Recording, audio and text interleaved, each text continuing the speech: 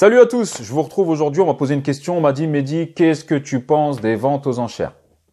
Alors, bon déjà si tu me connais pas, moi je me présente, tu peux retrouver mon parcours dans une des vidéos, je m'appelle Mehdi, je suis passé de 0 à 26 biens en moins de 10 ans avec un salaire de 2000 € à la SNCF, donc je sais pas d'où tu me regardes, mais peu importe, maintenant, voilà, tu sais un petit peu mon parcours. Alors je vais t'expliquer ce que moi je pense des ventes aux enchères. Alors, il y a deux ventes aux enchères.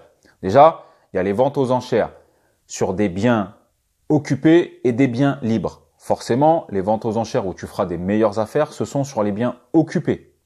Mais les biens occupés, qui dit bien occupé, dit galère. Comme je t'ai déjà expliqué, on fait de l'investissement locatif pour être tranquille, pour être pépère. Donc, ça, il n'y a que toi qui peux savoir. Moi, je vais t'expliquer un petit peu le déroulement de la vente aux enchères. Sur la vente aux enchères, bon, moi, j'en fais de temps en temps. J'ai une application qui s'appelle Licitor. Licitor, ça recense un petit peu toutes les ventes qu'il y a, les saisies judiciaires. Il faut savoir que pour te faire représenter une vente aux enchères, il n'y a qu'un avocat qui est possible de le faire. Alors, je te conseille de prendre un avocat gratuit. Il y a beaucoup d'avocats qui prennent des frais même s'ils ne remportent pas l'enchère. Oublie. Moi, je prends un avocat qui est gratuit et je le paye s'il remporte l'enchère. Je le paye environ entre 1500 et 2000 € selon le montant du bien. Mais uniquement s'il remporte l'enchère. S'il remporte pas l'enchère, merci, au revoir, à bientôt. Alors, les ventes aux enchères, il y a quand même beaucoup de monde. Il y a de plus en plus de monde.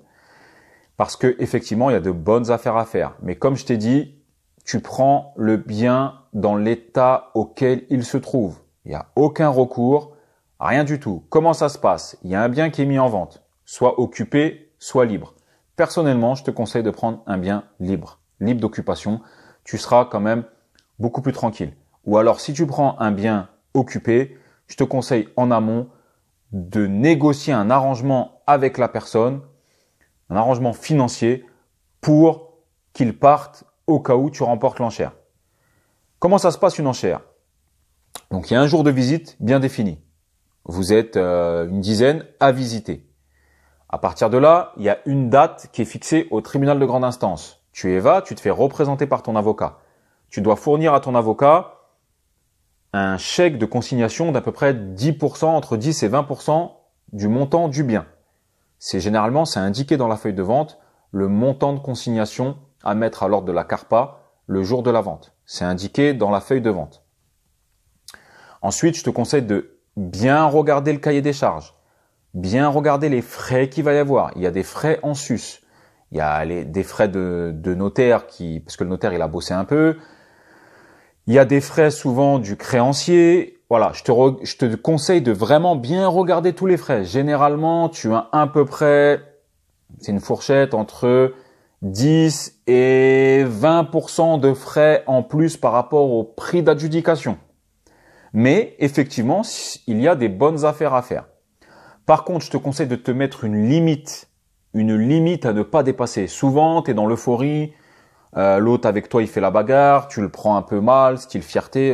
Non, je continue et je monte et je dépasse ma limite. Et là, du coup, c'est le meilleur moyen de pas faire une affaire.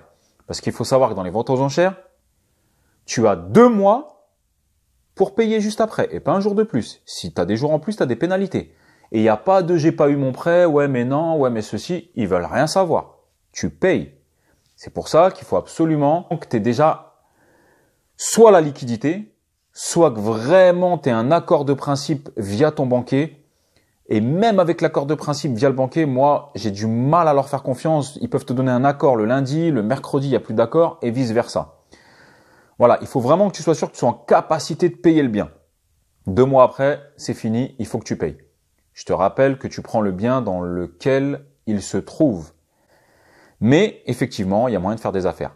Il y a de plus en plus de monde dessus parce que voilà, le bouche à oreille fait que ça y est, les gens sont au courant. Donc il y a de plus en plus de monde pendant les ventes aux enchères. Mais il y a encore moyen de faire de bonnes affaires. Est-ce que je te conseille de commencer par les ventes aux enchères dans un premier temps pour te faire de l'investissement locatif? Franchement, non. Fais-toi déjà la main sur des affaires dites normales, classiques. Et une fois que tu as un bon patrimoine et que tu as de la trésorerie et que tu veux faire un coup aux enchères, ok. Mais commencer tout de suite ton investissement locatif par un investissement aux enchères, c'est coup de poker. C'est soit tu te plantes, soit tu fais un super coup. Effectivement, tu fais un super coup, tu le retapes et tout, tu le vends, tu ressors avec une plus-value de 80 100 000 €. tu fais un mauvais coup, le mec il veut pas sortir, etc. Tout est en train de se dégrader. Fin de l'histoire, ton parcours d'investisseur il est fini. Moi, tu sais que ma philosophie c'est d'être serein, c'est de commencer serein. Après, de temps en temps, j'aime bien prendre un risque ou deux, tu vois. Mais déjà que j'ai une base où je suis serein, après, une fois que tu as ça, tu peux éventuellement te lancer dans un truc un peu plus risqué. Donc voilà. Je continue à faire mes coachings personnalisés si tu veux qu'on se rencontre. Donc tu me contactes sur mehdi@nepourreussir.com. Né au pluriel, je le répète parce que je pense pas qu'à moi, je pense à nous tous.